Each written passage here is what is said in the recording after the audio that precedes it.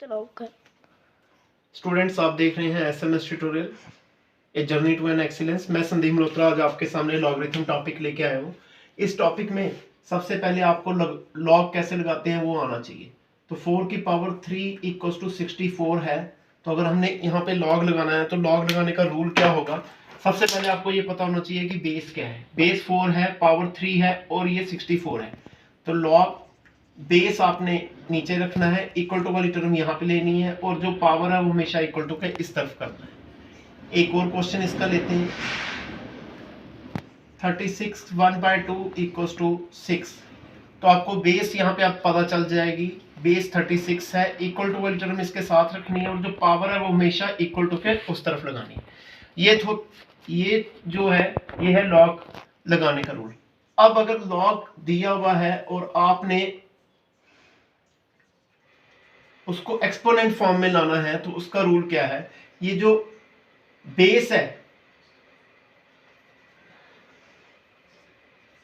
Base अगर 3 है, power equal to वाली टर्म पावर में लाएंगे और ये आपका 81 आ गया। दोबारा से देखेंगे, बेस यहाँ पे 3 है, इक्वल टू वाली टर्म पावर में जाएगी और जो लॉग के साथ वाली टर्म है वो इक्वल टू के उस तरफ आ जाएगी। एक क्वेश्चन और देखिए।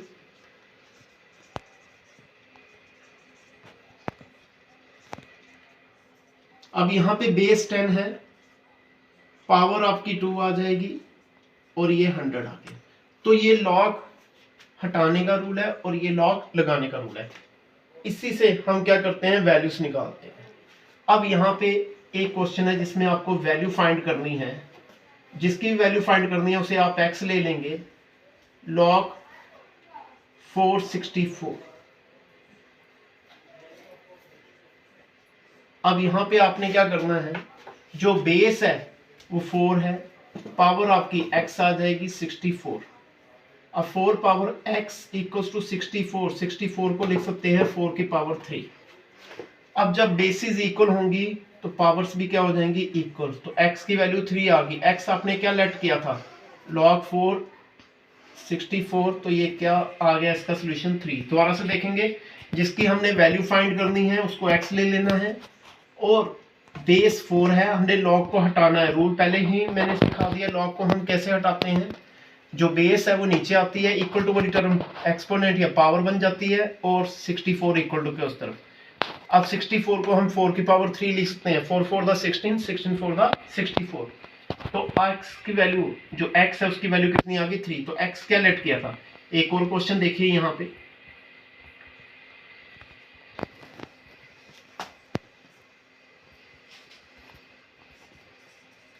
log 5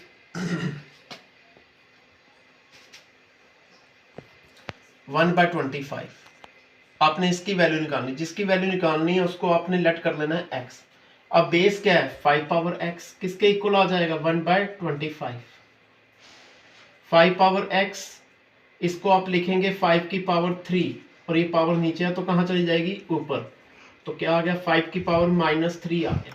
अब यहाँ पे बेसिस सेम कर दी हमने तो पावर्स क्या हो जाएंगी, इक्वल। तो देयरफॉर x क्या था, log 5 125, तो ये किसके बराबर आ गया, 1/125 -3 के। दोबारा से देखेंगे, जिस लॉग की हमने वैल्यू निकालनी है उसको x ले लेंगे, बेस नीचे आ जाएगी, इक्वल टू वाली टर्म पावर में ले लेंगे और जो 1/125 है वो इक्वल टू के उस तरफ चला जाएगा।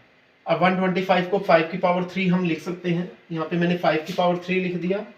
जब भी पावर को आपने नीचे है तो ऊपर लेना है या ऊपर है तो नीचे ले जाएंगे, तो उस समय साइन क्या लगा देंगे, माइनस का लगा देंगे। तो x की वैल्यू क्या आ गई, -3। अब थोड़े कॉम्प्लिकेटेड क्वेश्चन यहाँ पे करने की करूंगा मैं। यहाँ पे क्वेश्चन है आपका, आपको वैल्यू दी हुई है log 10a equals to m।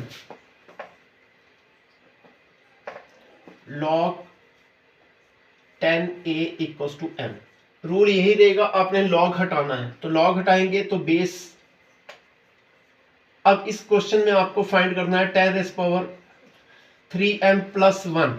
तो आपने क्या करना है, 10⁻³ और पावर का रूल होता है, अगर प्लस है तो क्या करना है, मल्टीप्लाई करना है। 10⁻³ × 10। तो 10⁻m की वैल्यू हम a निकाल चुके हैं, तो इस क्वेश्चन का सोल्यूशन आ जाएगा 10a³। दोबारा से देखेंगे एक बार, जब आप लॉग हटाएंगे तो बेस नीचे आएगी, इक्वल टू वाली टर्म पावर में चली जाएगी और a इक्वल टू के उस तरफ आ गया। अब हमें वैल्यू फाइंड करनी है 10⁻³ की, तो हम क्या करेंगे, बेसिस सेम पावर्स मल्टीप्लाई कर देंगे।